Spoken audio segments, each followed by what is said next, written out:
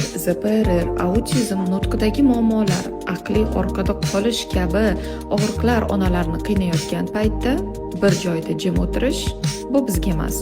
Nevrolog, neyrofiziolog Dovud Kajilayev Toshkentda 3 kunlik seminarlarda ayni shu muammolarda yordam beradigan osteopatik texnikalar bilan bo'lishdilar.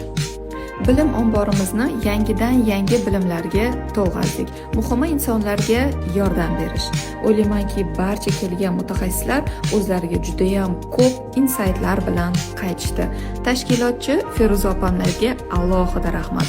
Bu texnikalarni ham, universitetda o'rgangan texnikalarimni ham hammasini shogirdlik kurslarimga kirg'izaman.